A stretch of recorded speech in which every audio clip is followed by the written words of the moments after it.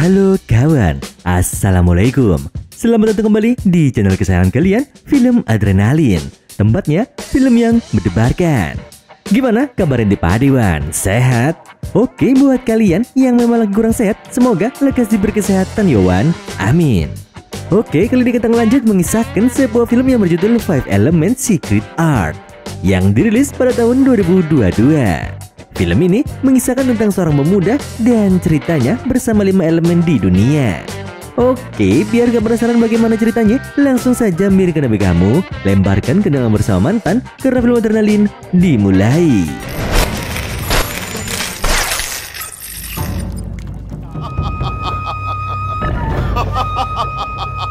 Cerita dibuka dengan memperlihatkan suasana di tempat hiburan, di mana seorang pria bernama Si Fang sedang menikmati pertunjukan 3 penari cantik.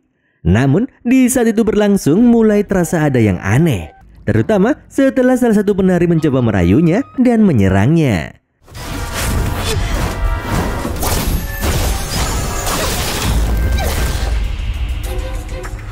Alasannya, para penari ingin merebut cincin milik Si Fang atas perintah tuan mereka, sehingga memicu pertempuran sengit antara mereka.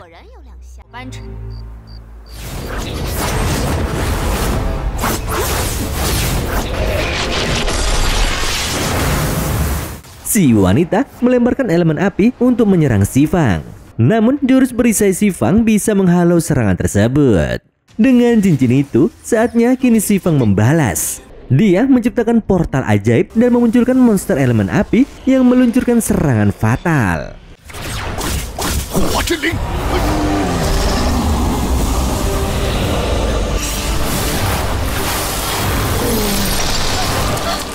Di waktu yang sama, muncullah seseorang bernama Tao dan dengan serangan elemen air miliknya, dia dengan mudah mematahkan serangan monster tersebut. Ternyata, orang yang menyuruh ketiga wanita cantik itu adalah Tao. Dia lalu meluncurkan satu serangan yang berhasil menghabisi Si Fang hanya dengan satu pukulan.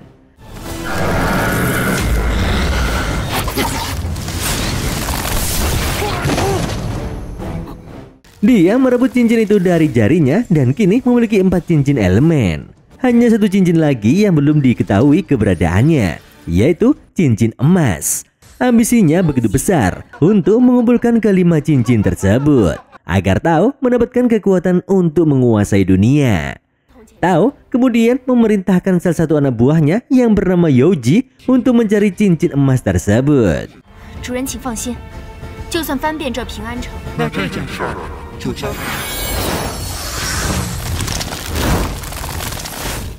Sementara itu, ada seseorang yaitu Yang Rozikin, seorang pria muda yang berjualan pisau di pasar.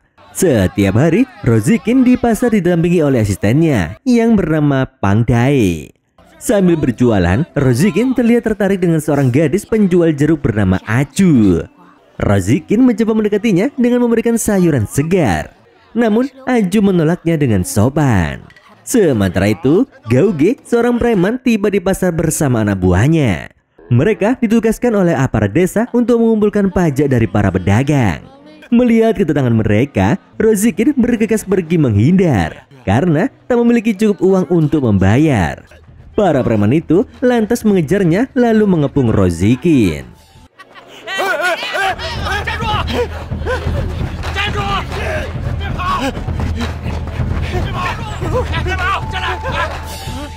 Bahkan Wan, Gauge berani melemparkan kapak ke arah Rozikin yang melarikan diri. Namun kapal itu tiba-tiba terhenti dan terpental mengenai target lain. Melihat hal itu, Gauge dan anak buahnya pun jadi tercengang. Rozikin lalu memanfaatkan kesempatan itu untuk melarikan diri.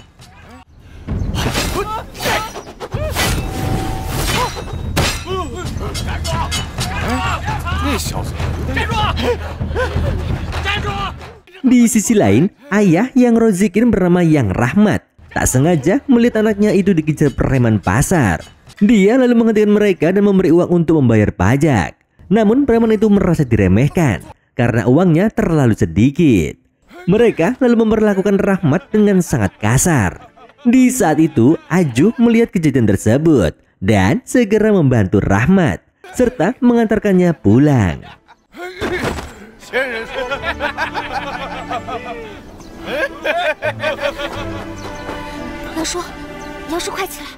Rozikin yang masih berlari dari kejaran para preman terpeleset di saat melewati kakek bernama Zhang yang duduk di atas gerobak. Rozikin pun marah dan memarahi kakek itu karena membuang kulit pisang sembarangan. Namun kakek Zhang yang dimarahi Rozikin menunjukkan kekuatan yang luar biasa dan melawan Rozikin.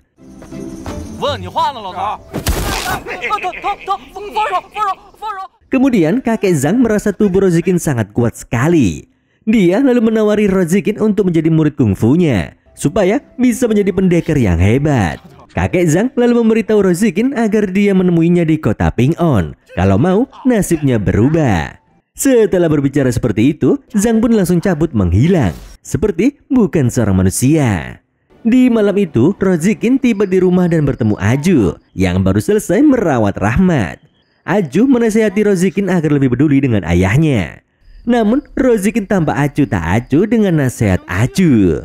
Di saat masuk rumah, Rozikin langsung bercekcok dengan Rahmat karena ingin berguru bela diri dengan Zhang. Rozikin bersikeras ingin berguru bela diri agar bisa menghindari penghinaan dan penindasan lagi. Meskipun ayahnya melarang, Rozikin nekat berangkat ke kota Ping-On untuk mencari kakek Zhang.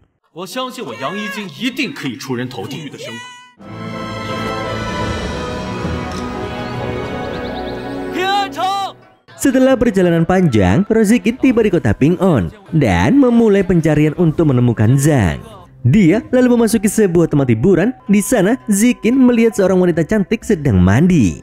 Namun, kedatangannya tak luput dari perhatian Guishi dan Xiao Nai, dua anak buah Tao. Karena mengira Rozikin adalah penyusup, Xiao Nai menyerangnya dengan sebuah pisau. Namun, serangan itu tak berpengaruh karena Rozikin memiliki kekuatan spiritual unik yang memungkinkannya mengontrol benda logam.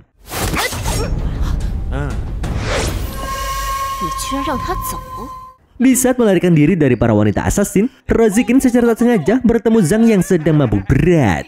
Zhang kemudian membawanya ke kuil rahasia 5 elemen melalui sihir teleportasi.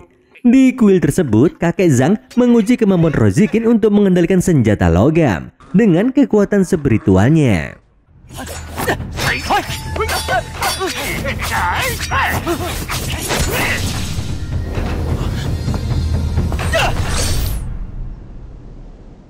Setelah melihat kemampuan Rozikin, kakek Zhang memberinya cincin emas dan menerima Rozikin sebagai muridnya. Namun dengan syarat bahwa Rozikin harus melindungi cincin tersebut dari orang-orang jahat yang ingin menyalahgunakannya. Kakek Zhang memperingatkan Rozikin bahwa Tao telah mengumpulkan 4 dari 5 cincin elemen dan berencana menggunakan kekuatannya untuk menguasai dunia dan memusnahkan umat manusia. Mendengar hal itu, Rozikin lalu berencana mengembalikan cincin emasnya karena merasa tak mampu melawan Tao yang seorang master bela diri tingkat tinggi. Namun kakek Zhang meyakinkan Rozikin bahwa dia memiliki takdir untuk memegang cincin emas tersebut karena kekuatan spiritual logamnya. Di waktu yang sama, 3 anak buah Tao tiba-tiba muncul dan berniat merebut cincin emas dari Rozikin. Pertempuran sengit pun tak terhindarkan.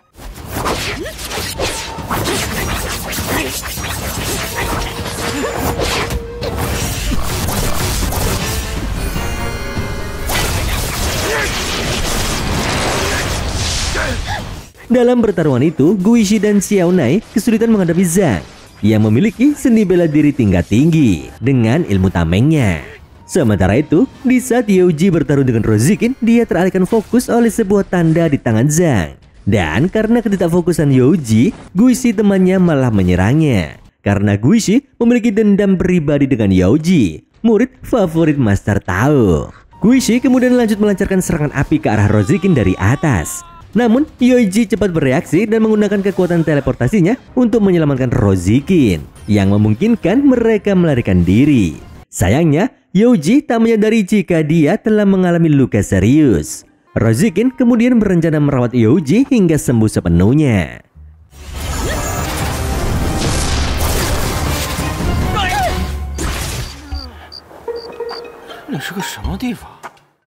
Di keesokan harinya, Youji terbangun dan melihat Rozikin berlatih dengan cincin emas. Youji memperingatkan Rozikin agar berhati-hati dan tak merusak bunga teratai hitam di kolam ikan. Bunga tersebut memiliki kekuatan spiritual yang luar biasa dan hanya mekar setiap 60 tahun sekali. Yoji lalu meminta Rozikin untuk menyerahkan cincin emas miliknya. Namun Rozikin punya satu syarat, yaitu meminta Yoji mengajarkannya teknik teleportasi kepadanya. Yoji pun setuju dengan syarat itu. Namun setelah Rozikin menguasai ilmu tersebut, dia malah meninggalkan Yoji dan kembali ke desanya.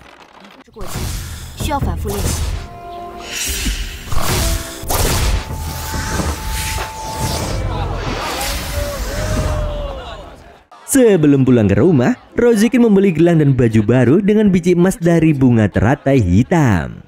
Sementara itu, Guishi dan Xiaonai melaporkan kepada Tao tentang pengkhianatan Yoji yang kabur bersama Rozikin, pemilik cincin emas. Mereka juga membawa kakek Zhang ke markas Tao sebagai sandera. Tao kemudian memerintahkan Guishi dan Xiaonai untuk melacak dan menangkap Rozikin. Tak lama setelah perintah Tao, Guishi dan Xiaonai menemukan Yoji dan memulai pertarungan sengit. Namun Yoji masih belum pulih sepenuhnya dan tak berdaya melawan serangan pamungkas Xiaonai.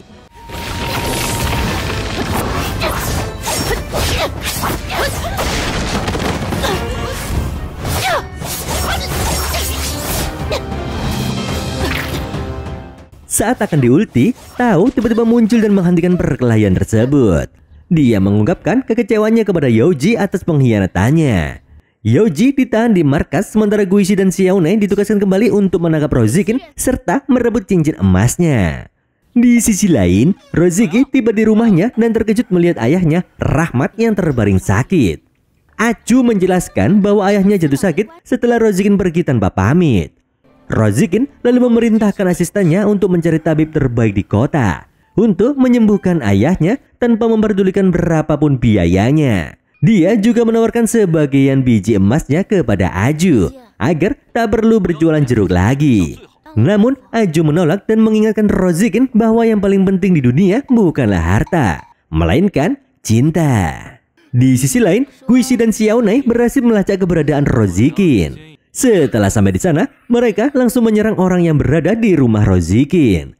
Mereka kemudian menahan Aju dan Pang Dae sebagai sandera untuk memaksa Rozikin menyerahkan cincin emasnya. Namun Rozikin menolak menyerahkannya karena dia sudah berjanji kepada kakek Zhang.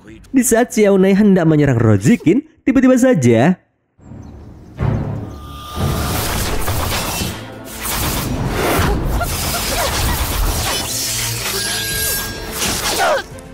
beberapa pisau berterbangan menembus tubuh Xiaonai dan menghabisinya. Ternyata pisau tersebut dikendalikan oleh Rahmat, ayah Rozikin. Rahmat juga memiliki kekuatan mengontrol logam sama seperti anaknya. Rahmat lalu membantu anaknya melawan Guishi. Dan kemudian mereka berhasil memojokkannya.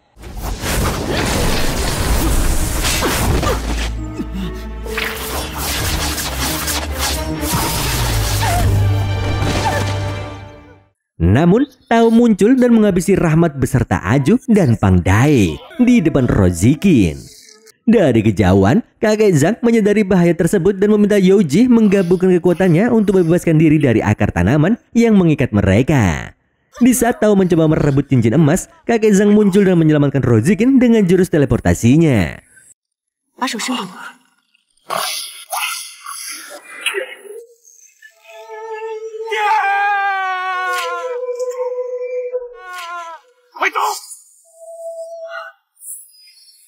Dia membawa Rozikin ke tempat Yoji dan memintanya kembali ke masa lalu menggunakan kekuatan spiritual bunga teratai hitam.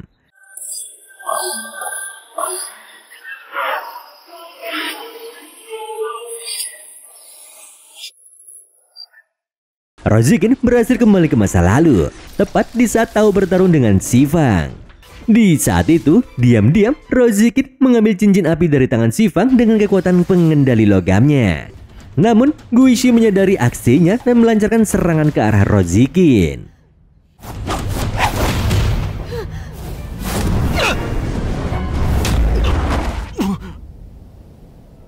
Di masa sekarang, Zhang bertarung melawan Guishi yang telah melacak posisinya. Zhang berhasil mengalahkan Guishi di hotel tersebut dengan bantuan Yoji.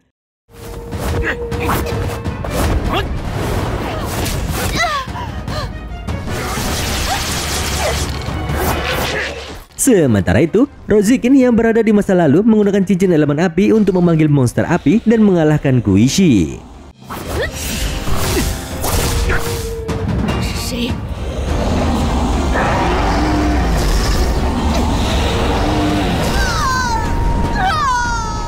Setelah mengambil cincin api dan mengalahkan Guishi, Rozikin kembali ke masa depan. Di sana, dia menemukan Zhang dalam keadaan lemah setelah diserang oleh Tao.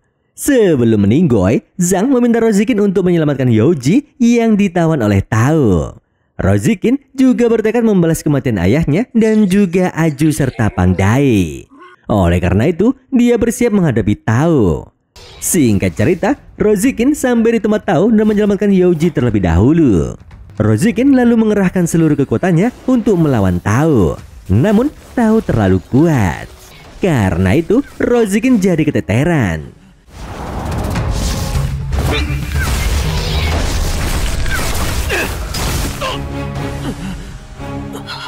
Tanpa disangka dan secara tiba-tiba, seorang laki-laki tua muncul dan membantu Rozikin melawan Tao.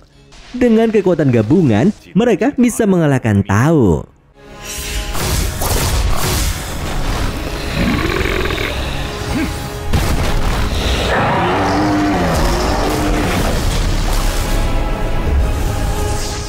Rozikin kemudian berterima kasih kepadanya, namun Rozikin terkejut mengetahui laki-laki tua itu adalah dirinya sendiri dari masa depan. Rozikin kemudian memutuskan untuk menyerahkan kelima cincin elemen kepada dirinya di masa depan. Dengan demikian, cincin-cincin itu dapat disegel dan mencegah penggunaan kekuatan mereka untuk kejahatan. Dan kemudian...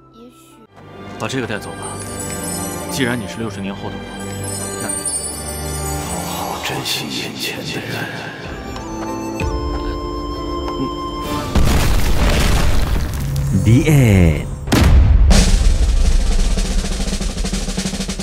Pelajaran yang bisa kita ambil dari cerita di atas adalah belum tentu pengendali api bisa mengendalikan api yang menggebu-gebu di dalam dirinya. Karena api yang membakar itu palsu. Karena yang asli ada badaknya. Seperti biasa buat kalian-kalian yang pengen request film untuk Maman Alur, langsung coret-coret di bawah Yowan. Akhir kata, tiada hari tanpa dirimu. Maman mau pergi dan sampai ketemu.